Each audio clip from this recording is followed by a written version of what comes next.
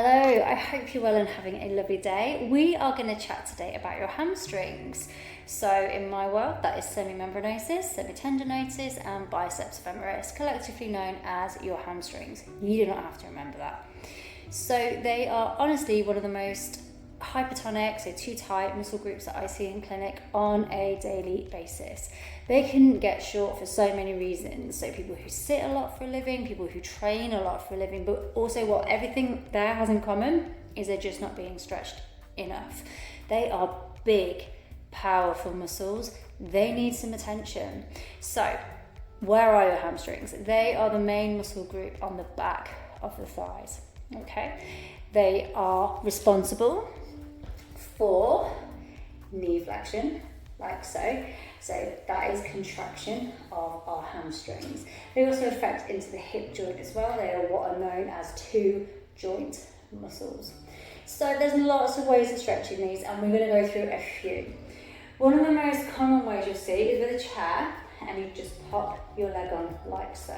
Now, if your balance is a little bit questionable, you can have a wall here to help you.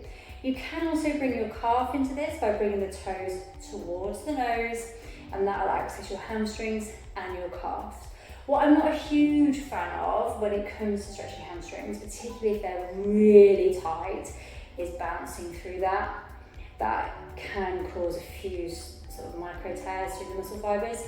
It's a more advanced way of stretching. Obviously, if your hamstrings are really tight and this angle is just too high, using stairs is fantastic because you've got that integrated elevation of height. So this is a nice, easy, static hamstring stretch. Looking for a 15-second to 20-second hold. Unless you're pregnant and then that's different, please contact me for the rules around that. What you can do from here is just start to bend forwards, and that will increase the stretching. You can contact the toes, keeping that back nice. You don't want to sort of lazy into that stretch. You want to be nice, purposeful, dynamic into that stretch. So that's a really nice step up, elevation of that hamstring stretch.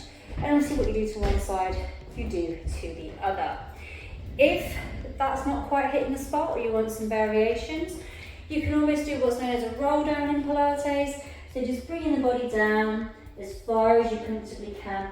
If your hands do not contact the floor, you can have a nice block to hold on to just to start stretching through those hamstrings.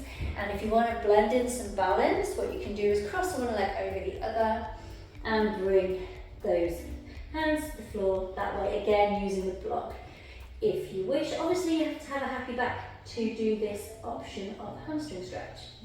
Again, that nice 10 to 15 second hold. What you do to one side, you do to the other.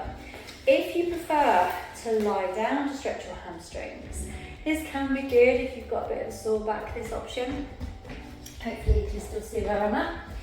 So we lie down, you can have one leg bent, and you can use a band, dressing gown cord, belt, and just hold that hamstring, depending on your level of flexibility.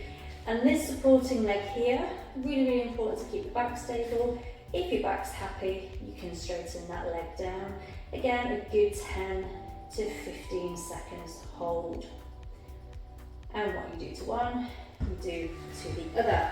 I really, really hope that helps with options with regards to ways to stretch your hamstrings and the importance of keeping your hamstrings nice and long.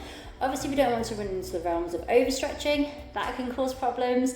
So just being really mindful of how long you're holding your stretches for, and also making sure that you're balancing your stretches. So don't overly focus on one muscle group. That's why I've given you lots of ways to find an option that works for you, rather than going, well, I'm going to do all of those.